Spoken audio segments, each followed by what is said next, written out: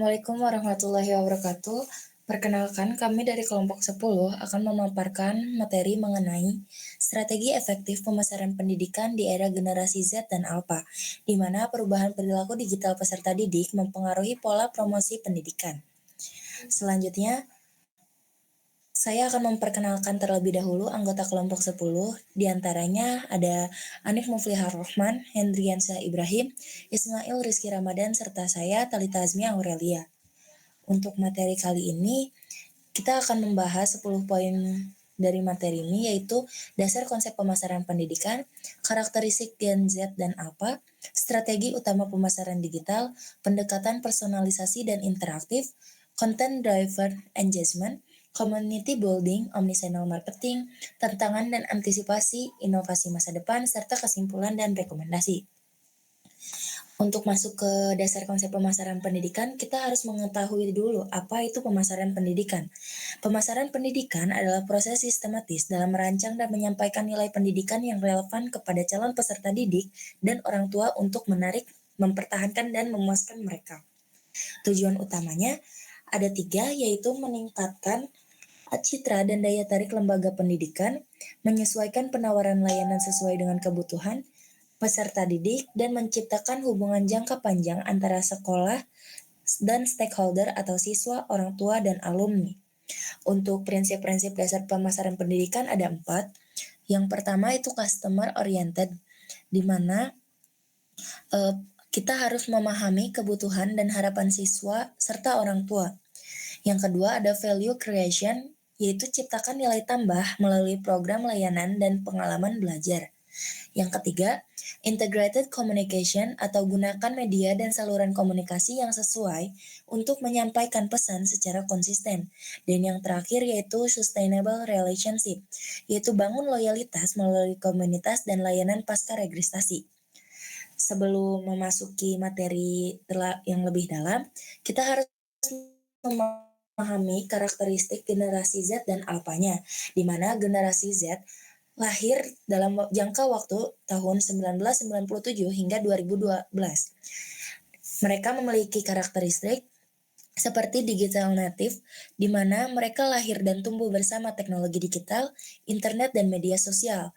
Yang kedua, mandiri dan kritis, mampu mencari informasi sendiri, dan skeptis terhadap promosi yang tidak autentik.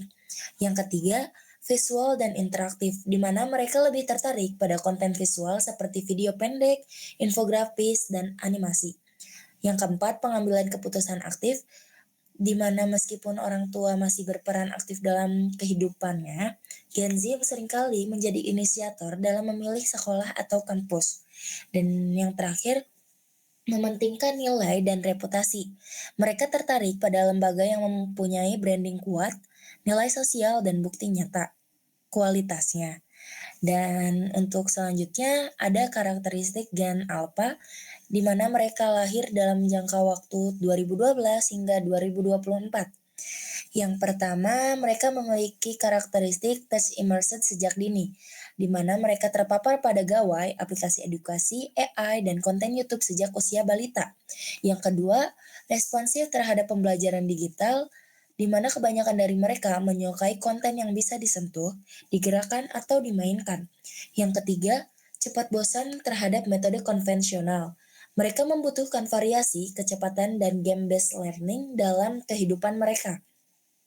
Yang keempat, pola belajar mereka sangat personal dan adaptif, di mana lebih cocok untuk pendekatan berbasis minat dan gaya belajar masing-masing atau personalized learning.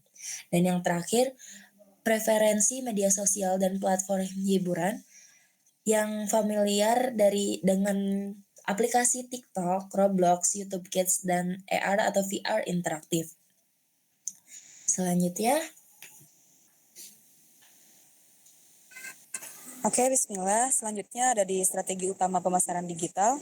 Pemasaran digital adalah jantung dari pendekatan modern untuk menarik perhatian Gen Z dan Alpha. Mereka adalah digital native yang terbiasa dengan kecepatan, visual, dan pengalaman serba online. Oleh karena itu, strategi yang digunakan harus relevan dengan kebiasaan digital mereka, yaitu yang pertama ada media sosial populer seperti Instagram, TikTok, YouTube. untuk platform utama sebagai promosi dan engagement. Yang kedua ada SEO dan Digital Ads. SEO dan Digital Ads ini memaksimalkan pencarian Google dan iklan tertarget lewat Facebook atau Google Ads. Yang ketiga ada di data-driven marketing. Yang keempat ada website interaktif dan chatbot. Yang kelima ada omnichannel integration. Omnichannel integration ini gabungan semua platform seperti web, media sosial, email, juga aplikasi. Selanjutnya ada di pendekatan personalisasi dan interaktif. Itu generasi Z dan Alpha tidak suka pendekatan satu arah yang generik. Mereka menginginkan informasi dan pengalaman yang disesuaikan dengan kebutuhan dan gaya mereka. Disinilah peran teknologi, personalisasi, dan interaksi digital sangat penting, seperti sistem rekomendasi. Yang kedua ada adaptive learning. Yang ketiga ada chatbot pintar. Yang keempat ada form konsultasi dan tour virtual. Yang kelima ada AI dan big data. Selanjutnya ada content driven engagement. Konten adalah senjata utama untuk menarik perhatian dan membangun keterlibatan yang bermakna bagi generasi Z dan Alpha. Konten tidak hanya harus menarik, tapi juga singkat, visual, interaktif, dan relevan dengan dunia mereka. Mereka cenderung mengabaikan informasi yang terlalu panjang atau membosankan. Maka, institusi pendidikan perlu menyusun strategi konten yang kreatif, konsisten, dan berorientasi pada pengalaman pengguna. Strategi konten yang efektif harus meliputi yang pertama ada video pendek dan storytelling. Bisa disajikan oleh cerita inspiratif lewat video singkat seperti TikTok, Reels, juga YouTube Short. Yang kedua ada live streaming dan webinar. Memberikan langsung untuk calon siswa dan orang tua melihat secara diadakannya webinar dari sekolah. Yang ketiga ada testimoni siswa dan guru. Yang keempat ada infografis edukatif. Yang kelima ada gamifikasi dan VR. Gamifikasi dan VR ini dijadikan promosi terasa menyenangkan dengan elemen game dan simulasi dunia nyata.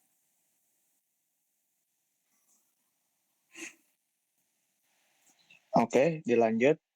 Community building. Community building adalah proses menciptakan dan mengembangkan komunitas yang kuat dan berkelanjutan di sekitar suatu topik, minat, produk, atau merek.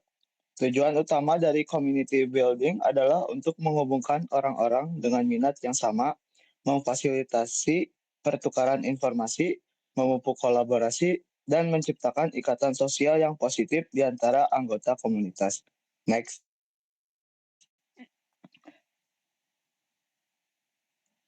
Selanjutnya ada omnichannel marketing. Omnichannel adalah strategi marketing yang mengacu pada kehadiran perusahaan di berbagai saluran sambil memastikan pelanggan mendapat pengalaman yang positif. Saluran yang dimaksud bisa mencakup saluran online dan offline, seperti website, aplikasi, medsos, email, maupun store offline. Mengapa omnichannel itu penting? Omnichannel sangat penting karena membantu perusahaan menciptakan pengalaman positif bagi pelanggan. Bayangkan, seseorang lelah setelah bekerja seharian dan ingin makan di restoran favoritnya sebentar sebelum pulang. Namun restoran tersebut selalu ramai di malam hari, sementara ia tidak punya cukup waktu dan tenaga untuk mengantri. Sebagai solusinya, restoran memiliki opsi untuk memesan melalui aplikasi sehingga membuat pemesanan dan pembayaran lebih mudah bagi pelanggan. Next.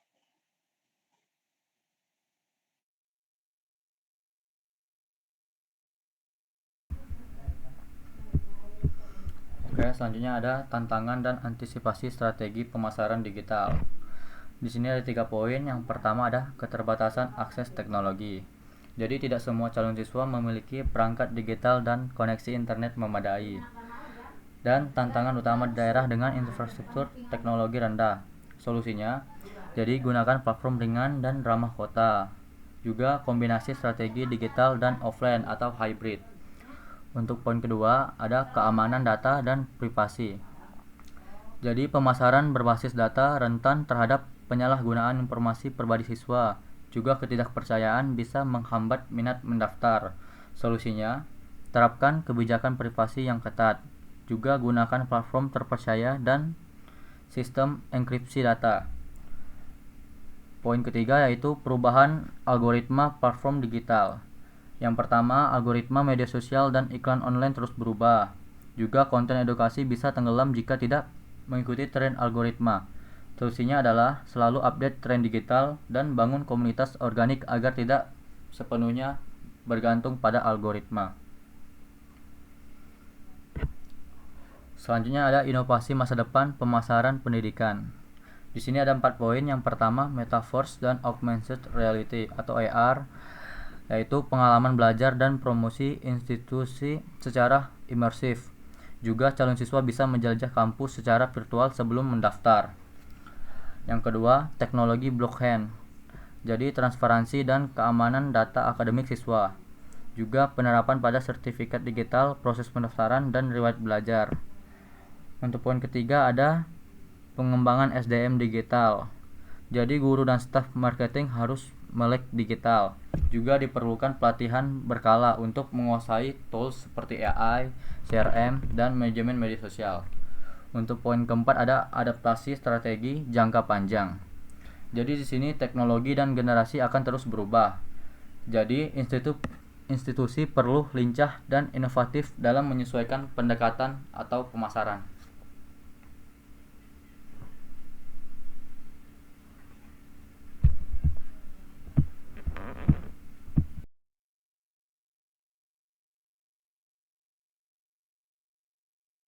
Selanjutnya, yaitu kita memasuki kesimpulan serta rekomendasi. Untuk kesimpulannya, strategi pemasaran pendidikan harus bertransformasi mengikuti karakteristik generasi Z dan Alpha yang sangat lekat dengan dunia digital. Pendekatan konvensional seperti brosur dan seminar sudah tidak lagi efektif. Sebagai gantinya, strategi berbasis digital seperti konten visual, personal berbasis data, komunitas daring, dan interaksi langsung melalui platform online terbukti lebih mampu menarik dan mempertahankan minat peserta didik masa kini. Institusi yang mampu mengintegrasikan teknologi seperti AI, VR, dan Big Data akan lebih unggul dalam membangun citra dan daya saing pendidikan di era modern. Untuk rekomendasinya, institusi pendidikan perlu meningkatkan literasi digital, tenaga pendidik, dan staf pemasaran, membangun sistem komunikasi multiplatform yang terintegrasi, serta mengedepankan pengalaman belajar yang interaktif dan personal. Selain itu, penting untuk membentuk komunitas digital yang kuat dan menjaga keterlibatan siswa, orang tua, dan alumni. Investasi pada infrastruktur teknologi, serta adaptasi terhadap inovasi masa depan seperti metaverse dan blockchain menjadi langkah strategis untuk menjaga relevansi dan daya tarik lembaga pendidikan. Baik, sekian dari kelompok 10. Terima kasih telah mendengarkan hingga akhir. Apabila ada kritik, saran, maupun tanggapan, silahkan tulis di kolom komentar. Wassalamualaikum warahmatullahi wabarakatuh.